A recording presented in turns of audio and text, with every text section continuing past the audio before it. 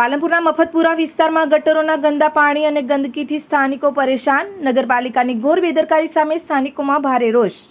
પાલનપુર શહેરમાં આવેલ મફતપુરા વિસ્તારમાં ગટરો ઉભરાતા માર્ગો પર ગટરના ગંદા પાણી ફરી વળતા સ્થાનિકોને પારાવાર મુશ્કેલી વેઠવાનો વારો આવ્યો છે.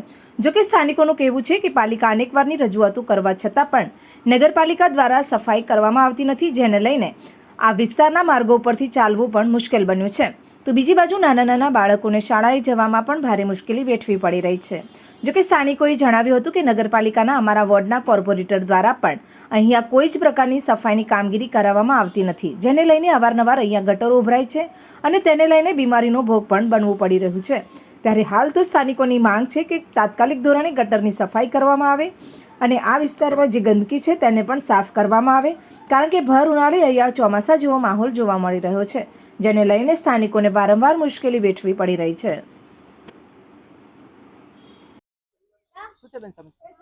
અમારી સમસ્યા એ છે કે આ પાણી તમારે એટલું તમારે ગટરનું ગંદુ પાણી એકદમ જ બધું ઉભરાઈને તમારે આખા રોડ ઉપર ફેલાય છે, તો ઠેઠ તમારે આગળ સુધી તમારે જાય છે પાણી. ચાલવાની એ જગ્યા નથી રહેતી ને ગટરના પાણી આવે છે ને તો બધા ઉભરાઈને છાંટા ઉડાડીને જાય. અમારા છોકરાઓ બીમાર થાય છે, જાજરૂ વોમિટ વારંવાર થઈ જાય છે.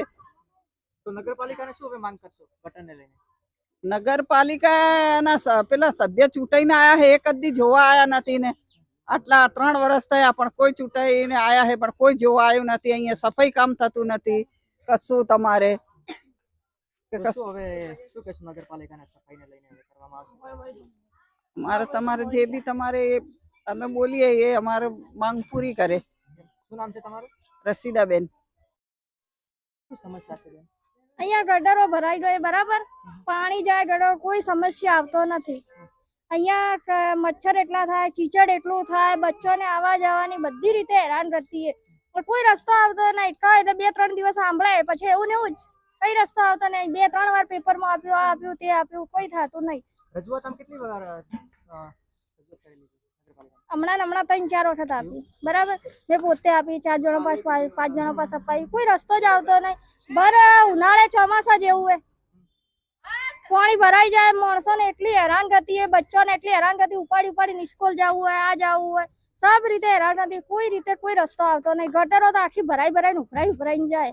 ફોન લગાવે તો કે બસ આવે, થોડી વારમાં આવે, 10 મિનિટમાં આવે, 2-4 દિવસ જતા રહે. આવે તો બસ જેવું તેવું સાફ કરીને જતા રહે. જવાબો આપતા જ નહીં, બરોબર. જાણે કે અમે જો એવી રીતે જવાબો આપતા જ નહીં. પછી એવું ના થાય કે કાર્યવાહી આગળ જવું પડે અમારે, બરાબર.